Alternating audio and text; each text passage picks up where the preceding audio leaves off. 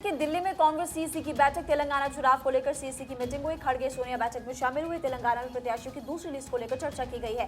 तेलंगाना बदलाव के लिए तैयार हो रहा है, खड़गे ने बात कही है। मल्लिकार्जुन खड़गे कांग्रेस अध्यक्ष है। 64 सीटों की कैंडिडेट्स को लेकर नामों की घोषणा होना भी बाकी है। तेलंगाना में 30 नवंबर को चुनाव होंगे। दैनिक भास्कर इस वक्त मेरे पास है और दैनिक भास्कर में फिलहाल इस खबर को प्रमुखता से बताया गया। और देखिए यहाँ पर मीटिंग हुई है फिलहाल, और हमने देखा है यहाँ पर कि इससे पहले चर्चा काफी आगे चल पड़ी थी। यानी कि बीजेपी की अगर बात करें तो वो लगातार कैंडिडेट्स की लिस्ट जारी कर रही है। पहले आगे थी, लेकिन अब कांग्रेस पार्टी इसमें पीछे फिलहाल नजर आ रही है। बिल्कुल महिमा, और आगे बढ़ते इसी के साथ बता दें कि कांग्रेस ने एमपी में 4 कैंडिडेट बदले हैं। फिर अपने उम्मीदवारों की लिस्ट में संशोधन किया गया है।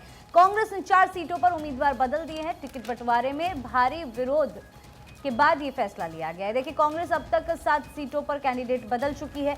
नव भारत की एक खबर हम आप तक पहुंचा रहे हैं। काफी विरोध हमें देखने को मिला था कांग्रेस के नामों पर, जिसके बाद ये अहम फैसला लिया गया है। और अब तक आपको बता दें, कुल मिलाकर 7 उम्मीदवार ऐसे हैं कांग्रेस के जिनका नाम लिस्ट आने के बाद बदला गया है और संशोधन यहाँ पर किया गया है। पूजा, और देखिए, क्योंकि कल ही हम इस खबर का जिक्र कर रहे थे कि जिस तरह से लगातार जो विरोध है वो बढ़ता जा रहा है, इस कारण से 4 ऐसे नाम हैं जिनको कांग्रेस बदलने वाली है और आखिरकार वो बदलाव कर दिए गए।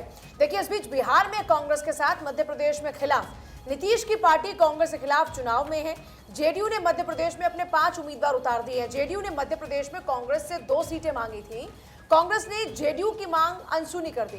दैनिक भास्कर के हवाले से खबर है। और देखिए, कल इसी को लेकर चर्चा भी भारत 24 पर आपने देखी होगी। उस दौरान में जेडीयू के प्रवक्ता भी ये बात कह रहे थे कि हमारी अपनी राजनीति के विस्तार के लिए हम सिर्फ मध्य प्रदेश में चुनावी मैदान में उतर रहे हैं। इसका कतई मतलब ये नहीं है कि हम अपने गठबंधन के खिलाफ लड़ रहे हैं। गठबंधन अभी भी मजबूत है। बात भले ये की जा रही हो, लेकिन संदेश सीधे तौर पर यही जा रहा है कि इंडिया गठबंधन में चुनाव से पहले ही, लोकसभा चुनाव से पहले ही फूट पड़ती हुई नजर आती है और वो एकजुट नहीं है। और बिल्कुल, अब बात करते हैं छत्तीसगढ़ चुनाव की।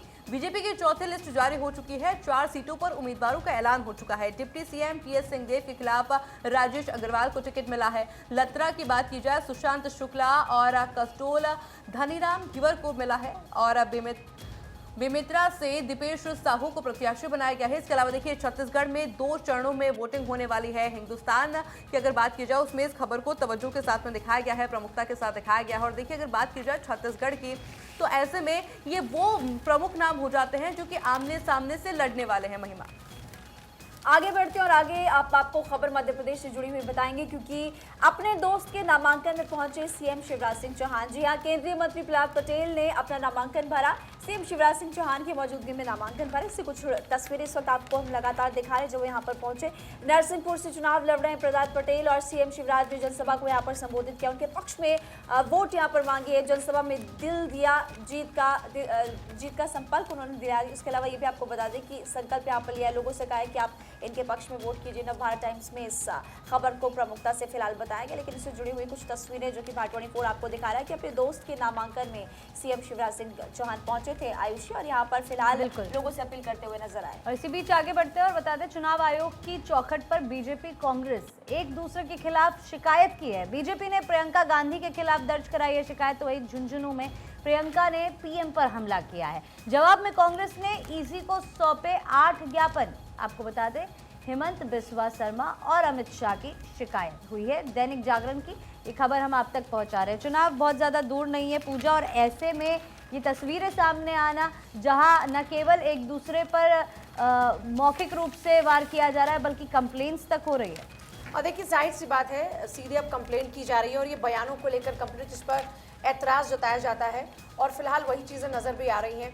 आपने देखा कि किस तरीके से सियासी वार पलटवार का सिलसिला तेजी से आगे बढ़ा। प्रियंका गांधी लगातार चुनावी राज्यों के अंदर दौरे कर रही हैं। इसके अलावा बीजेपी के तमाम दिग्गज भी वहां पर नजर आ रहे हैं।